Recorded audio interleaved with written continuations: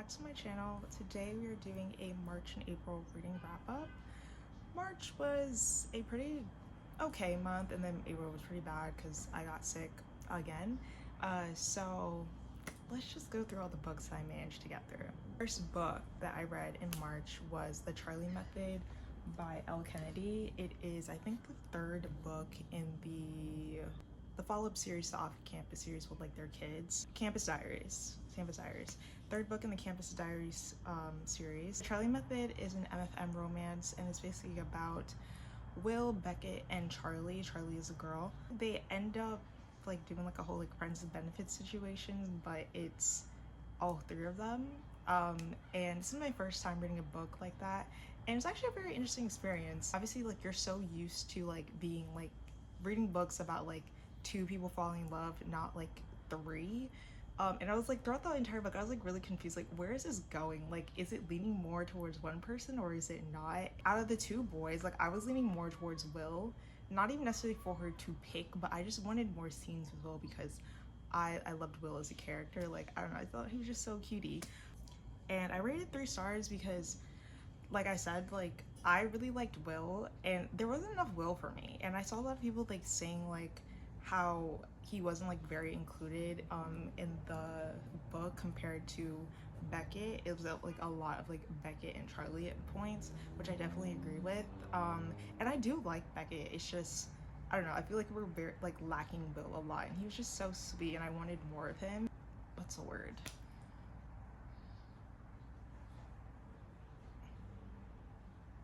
I was like kind of disregarding. I was kind of like disregarding the whole point of the book with it being MFM, because like I kind of just like wanted more Will, because I did like the whole like three thing. Like I thought her relationship with Beckett was really cute, like the way they interacted, it was very nice. But I don't know, I just really love Will and I wanted more of him, and I was really sad that we didn't get more of him. But other than that, like, it was, like I said, it was my first time reading this type of romance. I enjoyed it more than I thought I would, even though I was like kind of confused at some points. I thought the characters were all very likable. I was actually surprised with how much like depth they were given. I was like kind of expecting this to be more smutty than anything, but they all had like really like interesting like backstories and motivations as to why they were having like their own personal struggles throughout the book. And I thought it was really interesting, like, just to see each of their like own stories and what they were like working through.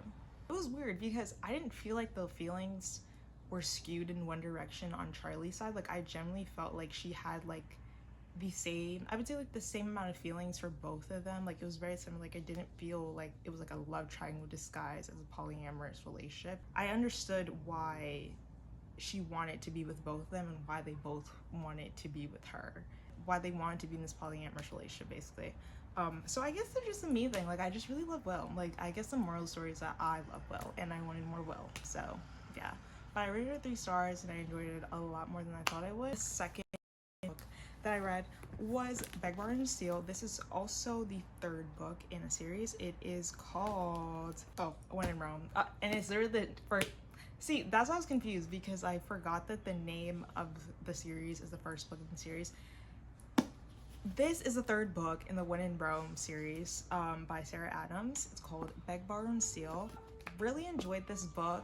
It was definitely like very fun, very cutesy. I love being back in this world with these characters. I just think like the whole small town thing is just so cute and cozy, and I just really love the town, really love the characters. I love seeing the characters from previous books turn back up in these books now. And I will just say, Annie and Will from the 2nd book, my absolute faves. Anytime I see them, I'm just so happy. Like, they're so cute. Oh my gosh, I'm obsessed. Always been like my favorite book in the series. Like, they're just so cutesy. Like, the good boy bad girl trope is going, wait, wrong, opposite. Bad boy good girl trope is always gonna get me.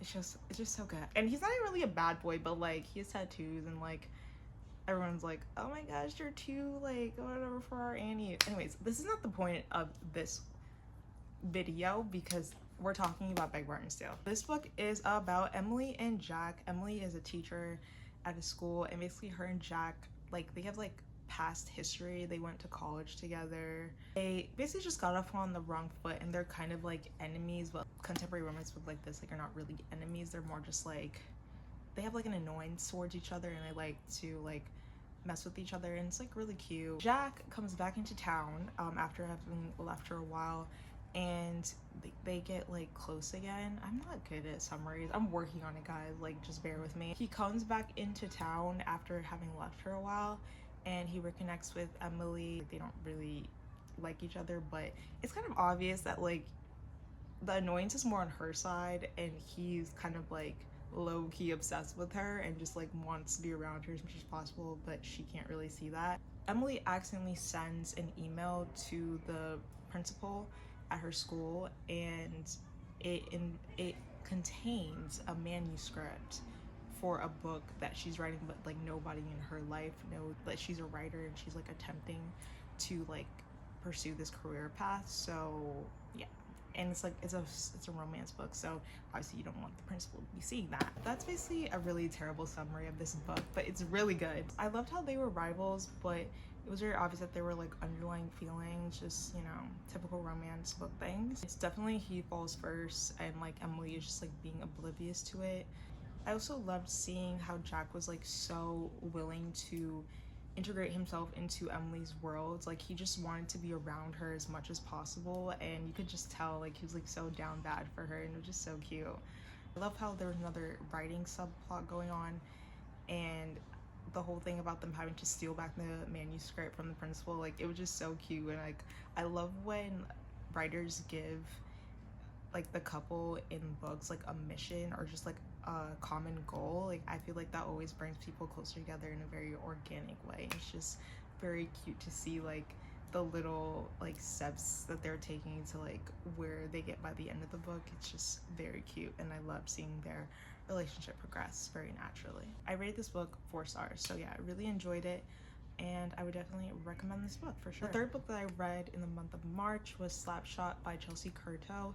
This is also the third book in a series called DC Stars. It's a hockey romance, and the FMC is a single mom, so we love to see that. I don't honestly read a lot of books with single mom. I read one, was it in February? I think that was like my first one, and I actually really enjoyed it. So I think this may be the second one that I read like that, and it was really great. I loved the child in this book. Like, she was so cute. Oh my gosh, if you hear that, I'm so sorry. This book is about Hudson and Madeline. Madeline was an executive chef at a restaurant, but she ended up getting fired. And Hudson is a hockey player on the DC Stars, and basically he's looking for a chef, and a mutual friend ends up getting Madeline as his chef for the season, and she essentially like moves in, and she also has a child. Like I said, her child is deaf. I thought it was a very cute book. I didn't feel that connected to the character for some reason. Like, it was really like cute to read, and I was like, oh, like this is nice, like this is cute. I'm definitely like romance, but I wasn't like invested, you know. I wasn't like, oh my gosh, I need to know what happens next. But I love relationship that Hudson had with her child Lucy. It was so cute. Like, oh my gosh, like the way that he just like accepted her and like took her in and just made her feel like seen. Like, he didn't have to do that, especially like when the romance wasn't like so clear. He just really always cared about her, and he cared about Madeline so much, and he was willing to do anything for them to make them happy, and I just think that's so adorable. Hudson is definitely the embodiment of if he wanted to, he would, because he definitely did, especially when it came to Lucy. Like, oh my gosh, my heart. I'm just like thinking about the scenes now. They were just so cute. I would definitely recommend this book. I gave it 3 stars. We love a good hockey romance. You'll never go wrong with a hockey romance, honestly. Fourth book that I read in March was Buy Yourself the Damn Flowers by Kaur. This is a self-help book. She's also a YouTuber, and I really love her videos. Like, if there's one YouTuber that is going to motivate me to get my, like, she's always gonna get it done. Like, I don't know what it is about the way like she like delivers her messages, like it's with such conviction, and she's just so real and motivating. Like I would definitely recommend her videos, and now I would definitely recommend this book. Like it's so good. I'm kind of gonna use it as like a self-care like Bible, because that's essentially what this book is about. It's basically about practicing self-love, the distinction between self-love and self-care. Self-care is meaning body care, skin care, all of those things that make you feel good on the outside, but self-love is more like within and being okay with yourself, and on the good days and on the bad days as well, and just learning to enjoy your own company and not have to rely on anyone else to make you feel happy or loved. And I really love the message of this book. I think she delivered it in a very great way. In her video, she'll do a summary at the end of like the main points, and also give you homework on things to think about that she talked about in the video. And she did this in the book with like the chapters themselves, and I just love that because it makes you interact with the book more. You're given like tangible ways to practice the information that is being given to you. I would definitely recommend this. I rated it 5 stars. If you want to go on your self-love journey, I would definitely recommend this book. Guys, I'm so excited about this one. So this is the 5th book that I read in March. It was the book club book for Steph Wars Patreon, and before that I was seeing it a lot on TikTok, but I wasn't sure if I was gonna like pick it up anytime soon. Like I added it to my Goodreads. First time caller. Oh my gosh. Literally a new fave. Like this book has not left my mind. Can we talk about this cover? This cover is literally so cute. Like, oh my gosh. So cute. Yeah, it was a 5 stars, obviously, duh. So this book is about Aiden and Lucy. Aiden is a radio host for basically like a romance hotline where people call in and like they'll tell them like their romance stories, but basically he doesn't believe in love anymore. There's not any like really true love stories being called in, and also because he went through something traumatic. I don't know if it was like during his youth, but affects like the way that he shows up in the world and how he loves. He just doesn't really believe in love anymore. With Lucy, her daughter, calls into this hotline basically asking for dating advice for her mom, because you know her mom is a single mom. This basically like brings like Aiden and Lucy together, and they're like the owner of like the radio station, like she calls in Lucy to see if she wants to like do like a long running segment on the hotline where she will basically like kind of be like set up with guys. Like it's kind of like the Bachelorette but like on radio. So basically like she's gonna be set up with guys and like go on dates and just basically trying to find her true love, and it's just so good. So good. Okay. Okay, so I'm just like so obsessed with it. Like truly hasn't left my mind. Aiden is one of my top book boyfriends now. Like so many times throughout this book I was like, are you writing about my dream man? Because I'm literally convinced you are. Like the things that I love about this book, and it hit me like immediately basically when Lucy's daughter first calls in for her to get dating advice. I love how Lucy isn't jaded and she still believes in romance, not only for the magic of it, but also because like she feels like she deserves it herself. She deserves to experience magic that like so many other people have experienced, and so strongly relate to that. I love love. I love romance. Like tell me like there's a good ship in like any form of media, books, TVs, movies, show. I don't care. Like I don't care. Like I will watch it. I don't know, I love romance, and I love watching people fall in love. I'm gonna read like 2-ish quotes. So this is basically when like her daughter calls into the radio hotline and she's talking to Aiden for the first time. And this was like one of the first moments in the book that I was really like, oh my gosh, I'm obsessed with this writing. Like the quotes, the amount of quotes that I highlighted in this book, like insane. Like the writing was so good. Lucy says to Aiden on the phone, she's like, I'm tired of trying so hard at something that comes so easily for everyone else. Say it again, because like why? Like I feel like so many people, they're like, they just kind of like fall into relationships, and it's like, why is it that for some people like it feels like you have to put an extra effort just to, like receive an ounce of love that other people get to experience every day. So yeah, I related to that a lot. And I'll read this one.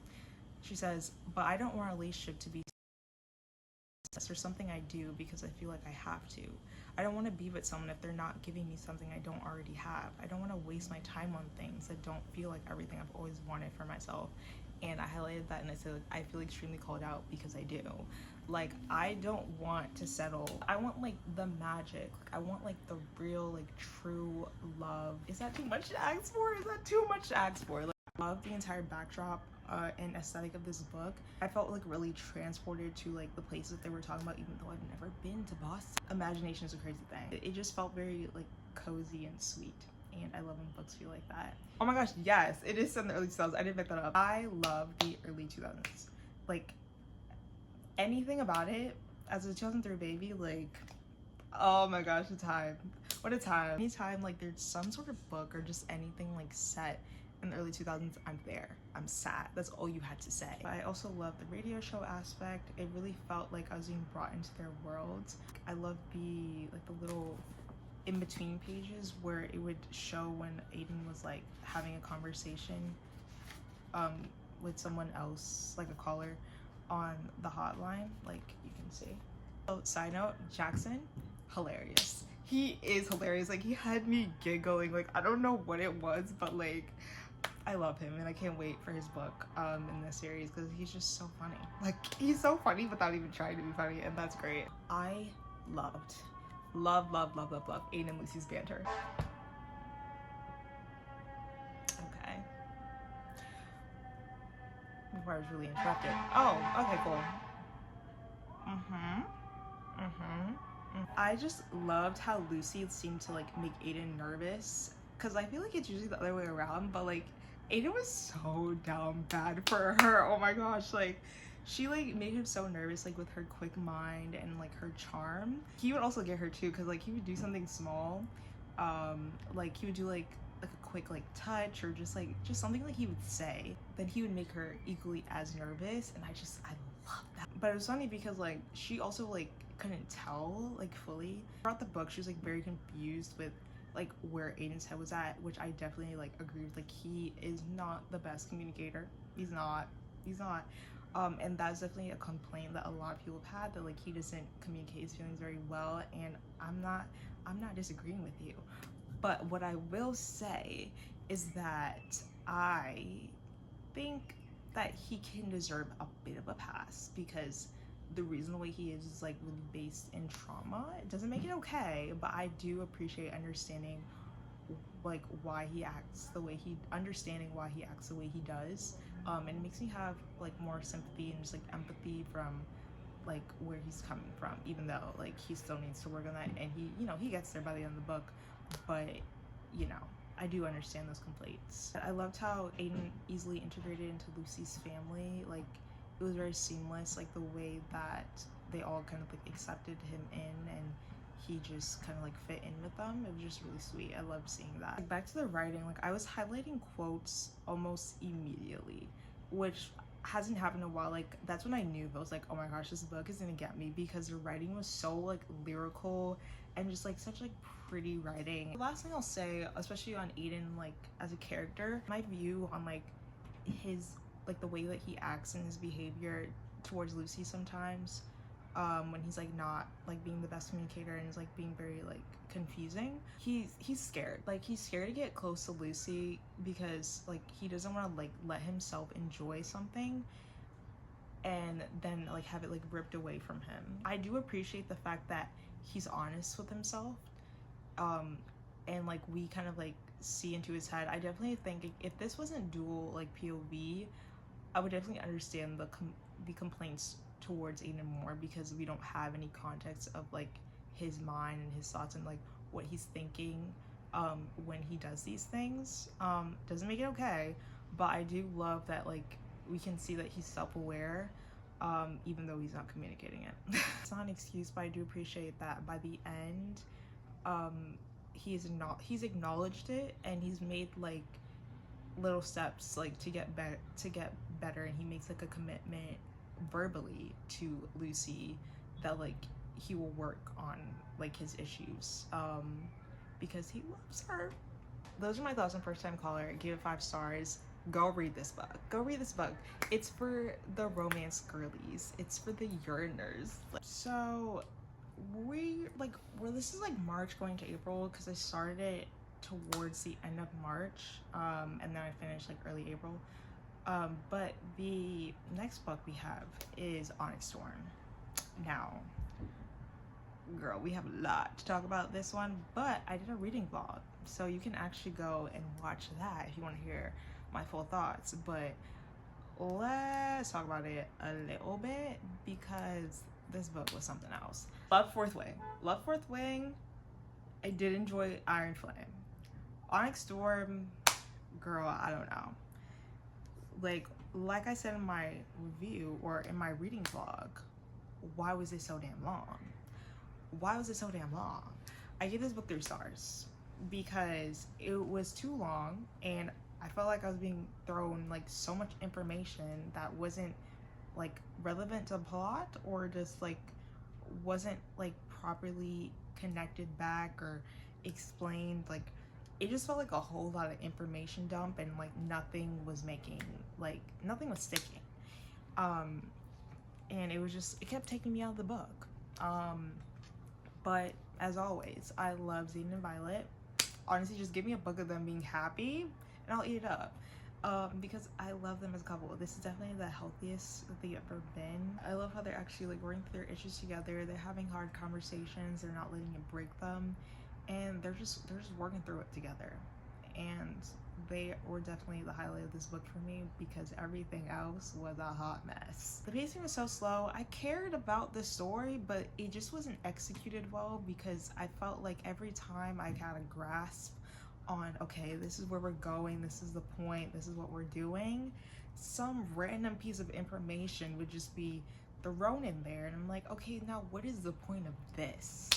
What are we doing? Why should I care about this? And like, I felt like I was not being shown why I should care about this information being thrown at me. And it just kept taking me out the book. There was a lot of like politics like being explained, like it wasn't sticking with me at all. I don't know if that's because I'm mainly not like a consistent fantasy reader. It just really like went over my head. I was like, I don't care. Like, this is not being explained properly enough for me to even attempt to try to care. I had to like force myself to like get through a lot of it.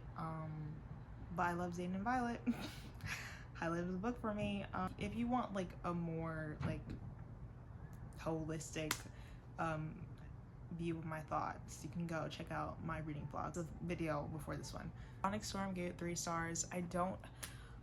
I feel like I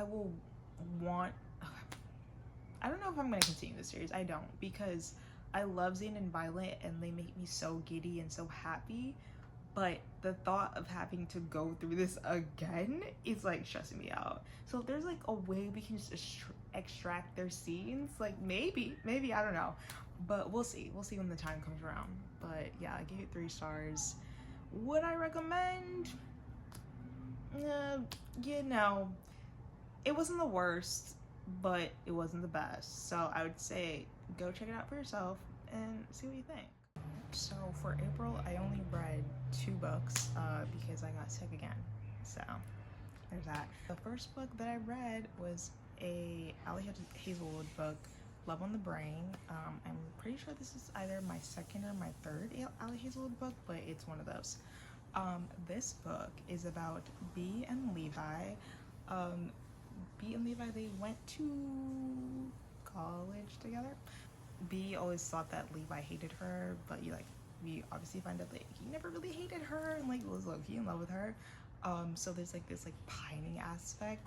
Basically, these two come back into each other's lives when Bee gets a job offer from NASA. It's a neuroengineering project. Levi is one of the leaders in some way on that project. Cute book. I kind of needed it after reading Onyx Storm, honestly, and I just needed something very light and cute and fun. And that, I was like, let me read an Elle Hazelwood book. I thought Levi and Bee were so cutie. And yeah, like, I don't really have much to say about this book, honestly. Like they were very cute. Last book I read in April is Collided by Lauren Asher. It is the second book in the Dirty Air series. This book is about Sophie and Liam. Sophie is the Formula One coach's daughter, who allows her to join him for one season when they're traveling. Liam is a F1 driver, but he's not on the team that Sophie's dad coaches for. Sophie, she wants more out of life, so she makes a bucket list, and Liam sees his bucket list and he's like, I want to be a part of it. I want to help you complete these items. And I think he adds some items of his own, honestly. They end up falling in love and they're so cute. I love like the best friend aspect that they have. Like throughout the book, you can really tell like in how like comfortable they are with each other. It's just very cutesy, and I really enjoyed this book. I gave it 3 stars, and I would definitely recommend. I don't really have much to say about it, but it was really good, and I'd recommend it. Those are all the books that I read in March and April. I hope you got some good recommendations. I hope you enjoyed hearing some of my thoughts on these books, and I hope to see you next time. Thanks for watching. Make sure to like, comment, subscribe, do all those things, and I will hopefully see you next time on my channel. Thank you for watching. Bye!